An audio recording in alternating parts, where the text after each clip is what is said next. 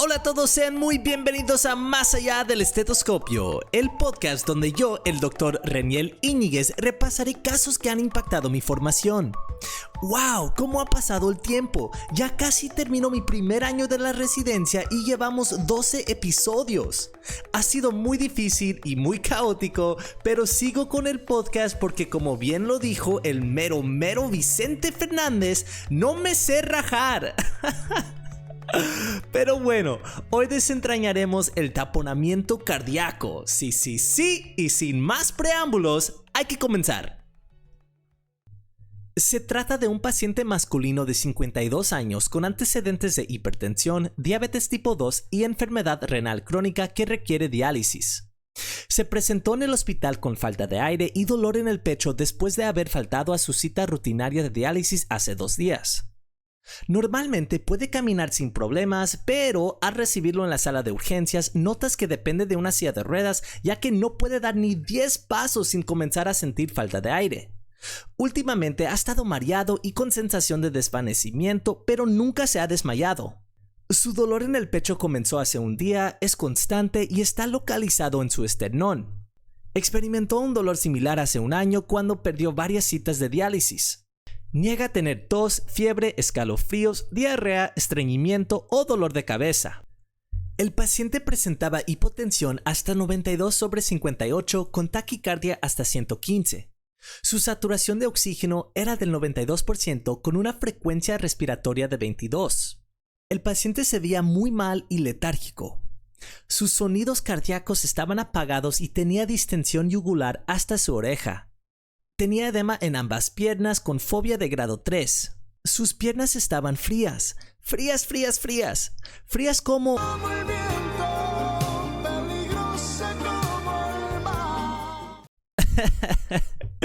Gracias, Luismi. Hay que continuar con el examen físico. Se podía apreciar ruidos crepitantes en sus pulmones durante la auscultación. Finalmente, su fístula estaba en su brazo derecho y no se veía infectada. Lo demás estaba más o menos normal. En cuanto a sus estudios, su electrocardiograma no demostró ningún hallazgo isquémico y su troponina estaba dentro de los límites normales. Su radiografía demostró embotamiento de los ángulos costofrénicos, indicando derrames pleurales en ambos lados y congestión general. Le realizamos un ecocardiograma limitado que demostró una efusión pericardíaca con colapso de la aurícula derecha durante diástole. Uy. Pregunta, ¿deberíamos estar preocupados? No pasa nada, aquí ninguno de los dos se muere. No, banda MS, están equivocados. Todo lo de antes indica la presencia de taponamiento cardíaco, lo cual es una emergencia. Este caso es muy típico de taponamiento cardíaco, lo cual lo hace un muy buen ejemplo. Pero bueno, aún no hemos dicho qué es.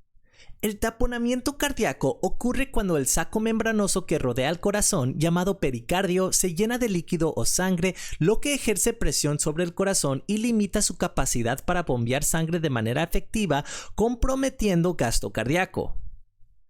El pericardio normalmente contiene una pequeña cantidad de líquido, alrededor de 15 a 50 mililitros, que actúa como lubricante para permitir que el corazón se mueva libremente dentro del pecho mientras late. Sin embargo, cuando se acumula una cantidad excesiva de líquido, ya sea debido a una lesión, inflamación o enfermedad, este espacio se comprime y ejerce presión sobre el corazón.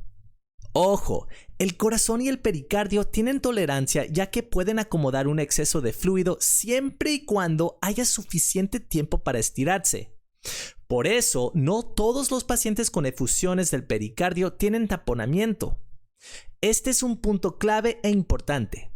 Lo que deben entender es que no se trata de la cantidad de fluido, sino de su tasa de acumulación. Una acumulación rápida resultará en un exceso de presión. Esto ocurre con frecuencia en pacientes que han sido sometidos a procedimientos cardíacos como la colocación de un marcapasos. Además, los pacientes con enfermedad renal crónica, tuberculosis y cáncer tienen una probabilidad elevada de desarrollar una efusión pericárdica que, en algunos casos, podría progresar a taponamiento cardíaco. Con eso ya establecido, repasemos la fisiopatología. ¿Por qué es problemático? Bueno, las cámaras derechas del corazón se ven afectadas primero ya que representan un sistema de presión baja. Cuando esto ocurre, la sangre que normalmente llena el lado derecho proveniente de la vena cava superior ya no puede entrar, lo que resulta en una disminución de la precarga. Esta reducción a su vez conlleva una disminución en el gasto cardíaco. Lo de antes puede llegar a causar choque cardiogénico u obstructivo y por eso es tan peligroso. El taponamiento cardíaco se puede diagnosticar clínicamente y el uso de ecocardiogramas y electrocardiogramas realmente no es necesario. Sin embargo, creo que no existe un médico en el planeta que no obtendría estos estudios, pero entienden el punto.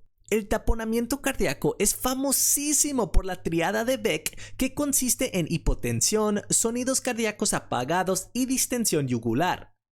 Que tiene mucho sentido, ¿no? La hipotensión es resultado de la reducción del gasto cardíaco, mientras que la distensión de las venas yugulares es debido a la alta presión del lado derecho que no permite que la sangre entre en la aurícula. Finalmente, los sonidos cardíacos apagados se deben al exceso de fluido entre el estetoscopio y el corazón. Si la efusión es lo suficientemente grande, se puede apreciar alternancia eléctrica en un electrocardiograma. La alternancia eléctrica es un término que describe un patrón característico donde hay cambios alternantes en la amplitud de las ondas cardíacas. En términos más simples, la alternancia eléctrica se refiere a la variación entre las ondas altas y bajas. Pero bueno, no siempre está presente. Cambiando el tema un poco, el pulso paradójico es otro hallazgo clínico que suele presentarse y describe la disminución en presión sistólica por 10 puntos o más durante la inspiración. Pulso paradójico es un nombre erróneo ya que es solo una exageración de fisiología normal. Aquí está la explicación. Durante la inspiración, la presión intratorácica disminuye, lo que incrementa el retorno venoso, facilitando el llenado cardíaco del lado derecho mediante la vena cava superior. Normalmente, este exceso de sangre se desplaza hacia el espacio pericárdico, permitiendo al corazón acomodar este exceso de volumen. En taponamiento, cuando el paciente inspira, el exceso de sangre proveniente de la vena cava superior ya no puede ser acomodado y el ventrículo derecho se ve obligado a desplazar esta sangre hacia el lado izquierdo, comprimiendo el ventrículo izquierdo. Esto resulta en una reducción del volumen sistólico y del gasto cardíaco, lo que conlleva a una disminución de la presión sistólica en 10 puntos o más, dando lugar al hallazgo de pulso paradójico. Aprendamos cómo obtener una medición de pulso paradójico usando una manguita de presión manual, una habilidad que no solo es útil, sino también puede impresionar a cualquier médico supervisor. 1. Infla la manguita de presión hasta que no se pueda escuchar ningún ruido cardíaco. Esto asegura que la presión dentro del manguito sea lo suficientemente alta como para colapsar temporalmente la arteria braquial y detener el flujo sanguíneo. 2. Lentamente desinfla la manguita de presión. A medida que la presión en el manguito disminuye, eventualmente se permitirá el flujo sanguíneo a través de la arteria braquial, lo que resultará en la aparición de los sonidos de Kortikoff. 3. Anota la presión en la que se escucha el primer sonido de Kortikoff durante la inspiración. Esta presión representa la presión arterial sistólica expiratoria, que es la presión mínima necesaria para que el flujo sanguíneo arterial supere la presión intratorácica durante la inspiración. 4. Continuar desinflando la manguita de presión y anota la presión en la que los sonidos de Kortikoff continúan escuchándose con cada latido del corazón durante la inspiración. Esta presión representa la presión arterial inspiratoria.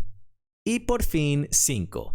Restar la presión arterial sistólica expiratoria de la presión arterial inspiratoria.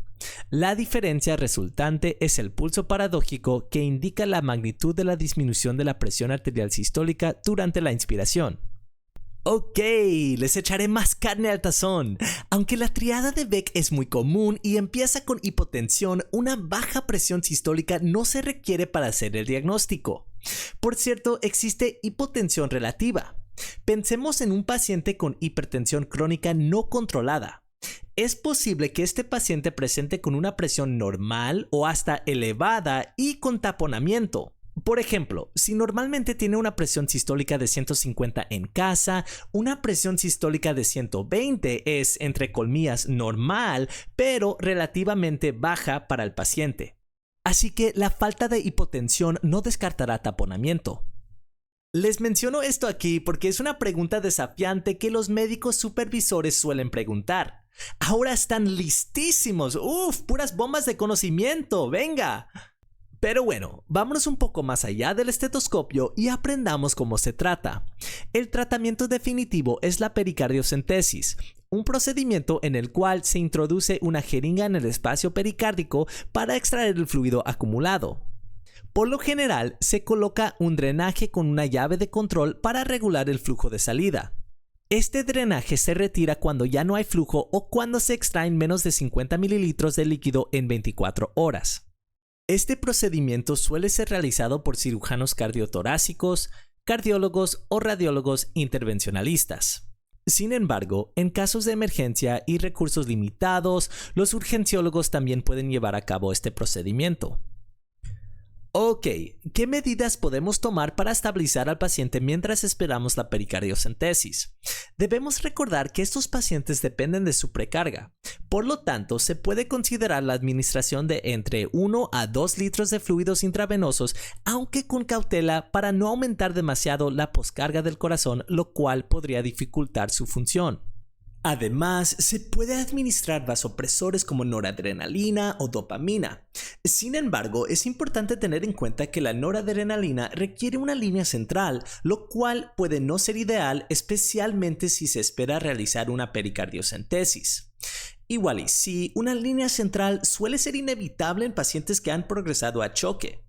La otra opción es la dopamina, que se puede administrar de manera periférica, pero los estudios sobre su efectividad no son concluyentes. Bueno, en cuanto a nuestro paciente, le administramos 1 litro de fluido mientras fue llevado por una pericardiocentesis. Casi a la misma vez fue llevado por diálisis emergente. El paciente recuperó y actualmente se encuentra muy bien. Sin embargo, surgió un problema. El paciente no había podido asistir a sus citas de diálisis debido a la falta de transporte confiable. Nos pusimos en contacto con nuestra trabajadora social para resolver esta barrera. No solo ubicamos un centro de diálisis más cercano a su domicilio, sino que también le proporcionamos una membresía para el transporte público. Reconozco que el hospital en el que yo trabajo cuenta con muchos recursos, lo que facilita la rápida resolución de este tipo de situaciones. No obstante, incluso en otros sistemas de salud, seguiría preguntándole al paciente acerca de las barreras sociales que enfrenta, aunque es posible que no pudiera hacer mucho al respecto. Y con eso concluimos el caso. Espero que hayan aprendido algo. Les invito a suscribirse al podcast. Cada seguidor es otra razón para continuar. También pueden seguirme en Instagram @made.podcast.md. ¡Hasta la próxima!